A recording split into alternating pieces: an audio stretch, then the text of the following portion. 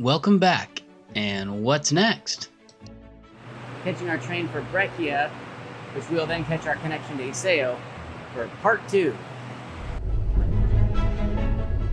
So we've arrived in Iseo. It's nice, a little bit cooler than Bergamo, a little breezy. Somewhere along the line, we realized that Jamie had forgotten her sunglasses, so that put us in the market. Happily, there was this little street market set up with all kinds of stalls and plenty of opportunity. I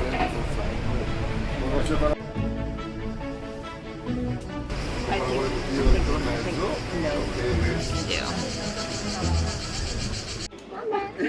no. Looks like a winner. With that solved, it was time to head down to the lake. So we've been wandering around Iseo, and there's a number of sculptures that are kind of in a, maybe they're themed or something. They're a bit like the one that's behind me. We'll see a couple of them.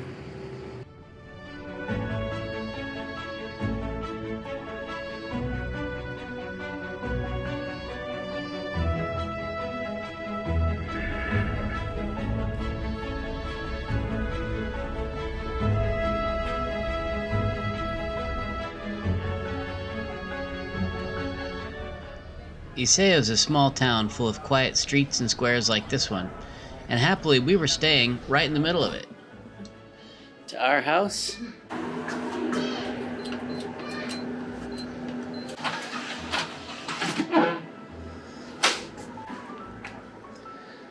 La Quadra Suites. Our own super nice little place. First day in town, did a little exploring, even headed off to the beach. There it is.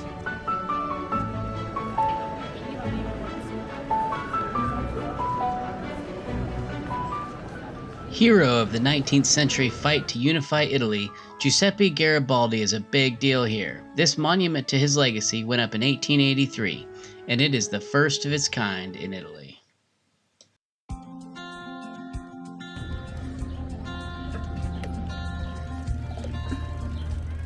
First stop on day 2, of course, is the ferry.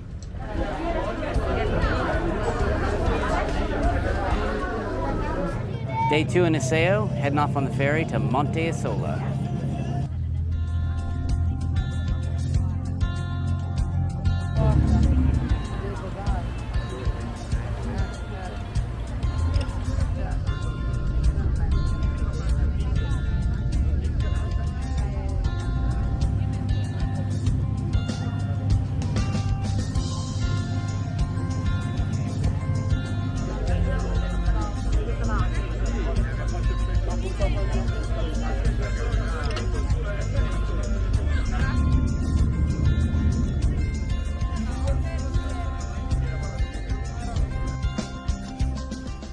The island was beautiful, picturesque, quiet, but also super hot and really steep.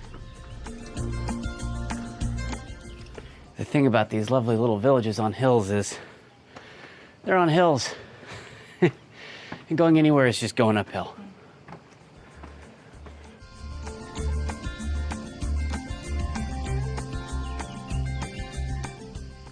Partway up, we stopped for what we hoped would be a light lunch.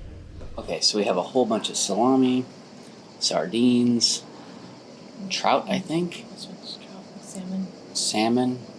We're not sure what this one is. Olives. And some really good local olive oil. Would you like to try some, Jamie?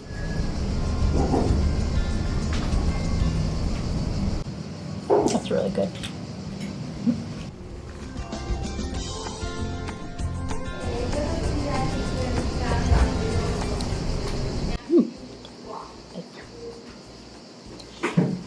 It's good. I forgot to say I was trying the sardines. And for dessert, limoncello. Yeah.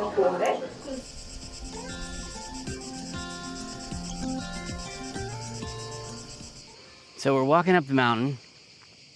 We're actually hoping to take the bus up the mountain. We thought maybe just walk up to the next bus stop, but we've been walking up. Haven't really come across a lot of bus stops. Not yet. So we're gonna try flagging one down when it goes by us. Otherwise, we're just walking up this little mountain island.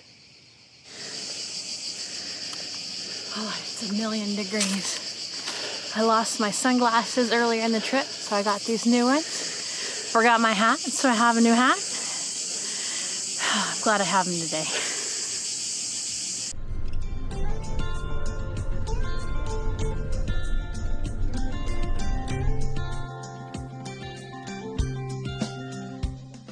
We made it by catching the bus. Thank God the bus stopped for us, and here we are in Cure, oops, camera's going the wrong way, on top of Monte Isola. Check out the view. Very nice. We made it. We made it. Thank you, bus. But why hang out and enjoy a view when there's still a whole bunch more hill you can walk up? And the name of the game here is going up. We're gonna carry on, try and get to that, up on top of the hill. It's so hot.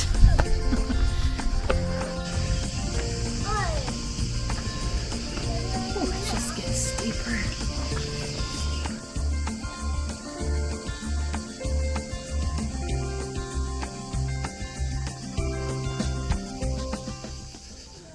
Okay, after that walk, here's the view.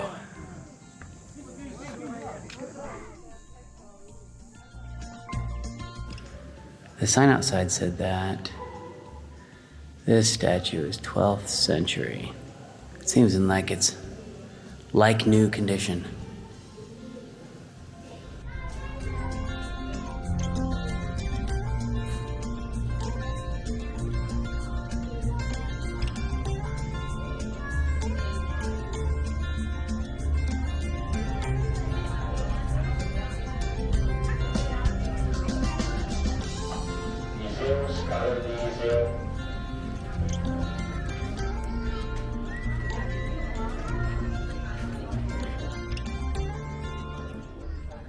Okay, so we're back in Iseo.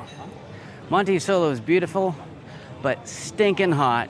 And so what we have in order now is some ice cream and a shower. This has to be the world's pinkest ice cream shop.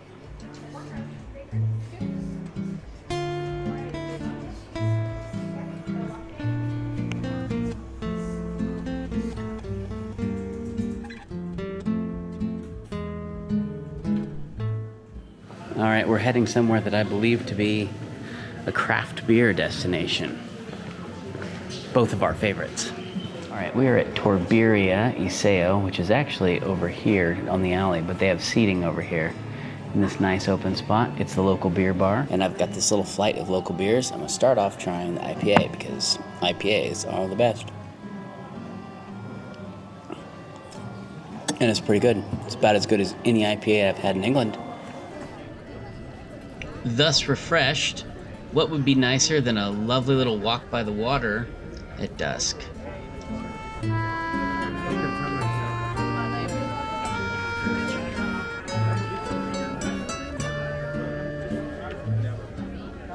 And maybe a quick light dinner.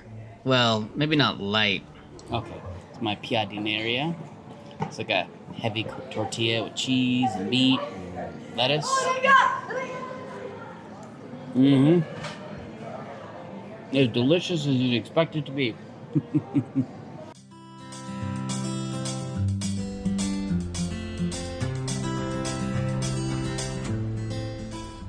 On our third day in Iseo, we started our long trip home, but not without a couple of stops along the way.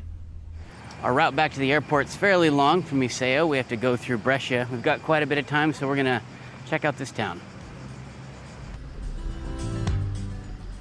We're in Brescia in the Piazza della Vittoria, featuring Italy's finest 1930s fascist architecture all around.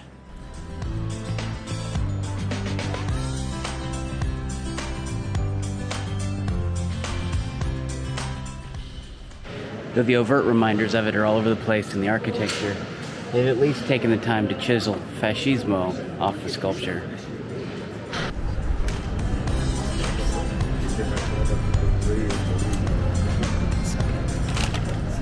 As always, we've got to check and see if the food and drink is up to snuff. Turns out Brescia shuts down entirely in the early afternoon. siesta time. We'd be back, of course, but there's plenty of pretty town to walk around and some crazy sights to see in the interim.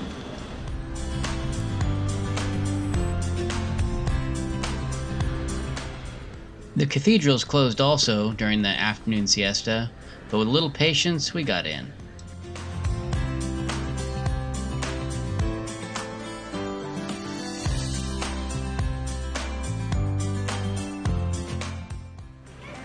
Okay, behind me is the Duomo Vecchio in Brescia.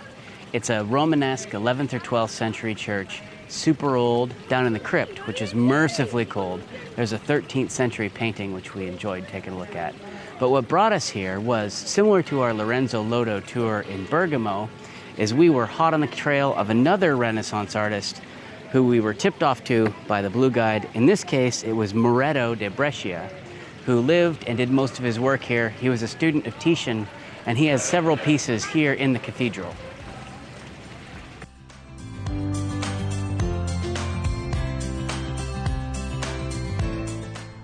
Of course, we came back here. Now, the purse that we're gonna leave this place with, I'll call it lucky, but I'm getting ahead of myself. You'll have to tune in for the Lille video to see what I'm talking about.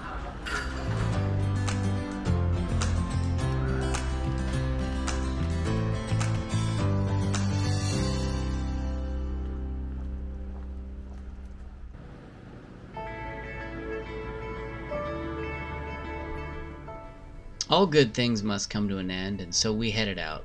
First off, we took the train back to Bergamo.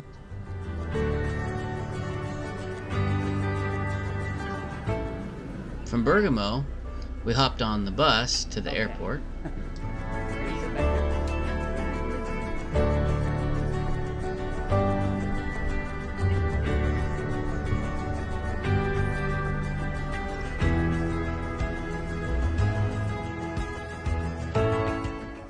And from the airport, of course, we flew home.